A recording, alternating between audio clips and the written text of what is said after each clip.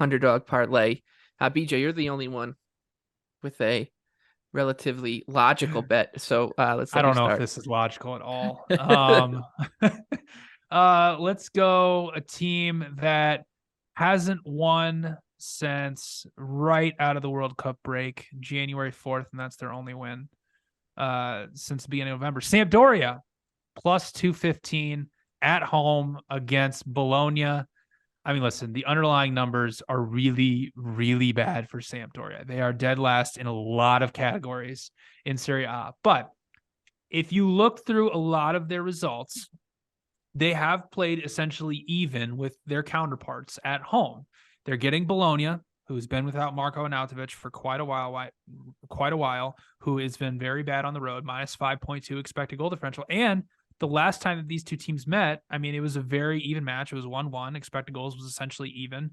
And I don't get it with this Sampdoria team because they do have talent. I mean, they have Tottenham legend Harry Winks, who has been playing very, very well for them in the midfield on loan.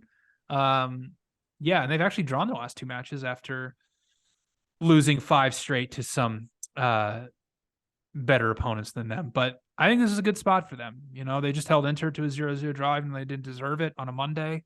Yeah, I really just don't think they should be this significant underdog against a Bologna team that has been very below average this season. Lame underdog. It's very lame underdog. One that hasn't won since January 4th. That's the only cool thing about it. Yeah. I mean, they've got beautiful kits, and they do. I mean, Winks is a good-looking guy, and Winks is we might need to guy. recall him to play for Tottenham because we are out of players. I think him and Dombele too. You know, maybe you should have stuck with that as a midfield. My favorite underdog, Bournemouth. They are 5-1 at the Molineux, taking on Wolves on the road. Wolverhampton is 4-1-2 since the World Cup. They have a +2 goal differential, 9 goals scored, 7 allowed. Their expected goals is basically flipped, and then some 7.2 expected goals created, and then 11.5 against. So some regression coming, hopefully, at both ends of the pitch for Wolves.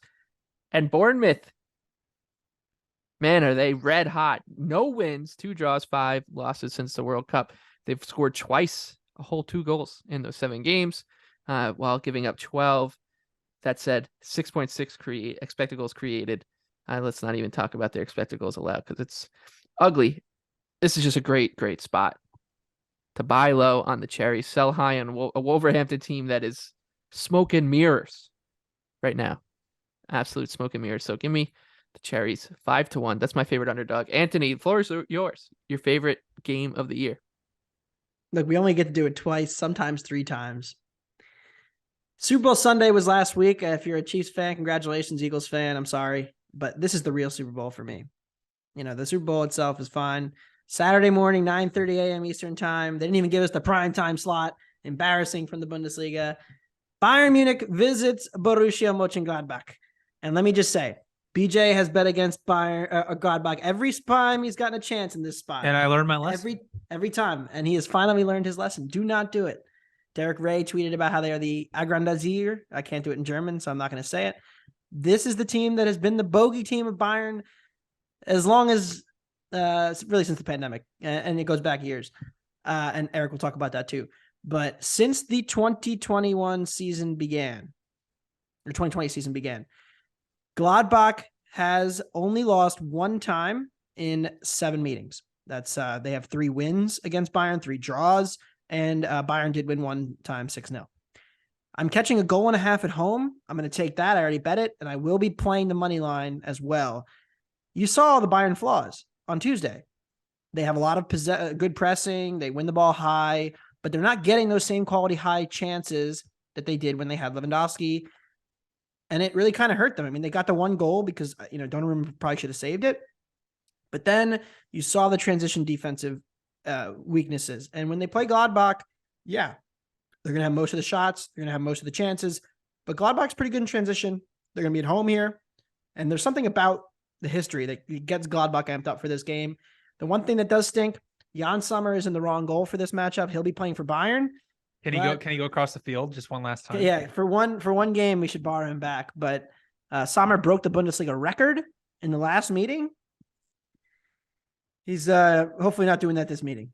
But Maybe he'll ship one for us. Gladbach 6-1.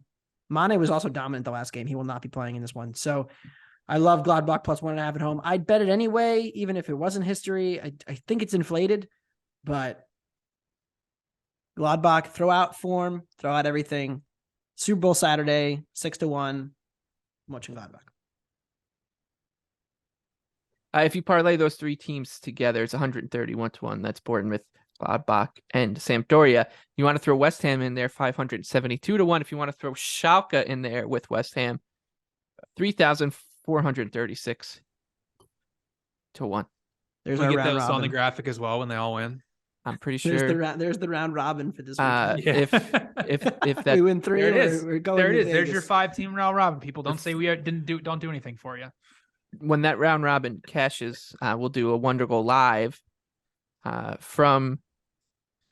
Maybe we'll do it at Goodison Park. We'll find. We'll go to Monaco. We'll go to Monaco. Yeah, we'll go to Monaco. We'll find a nice. We'll go to place. Marseille when they win the league. Yeah.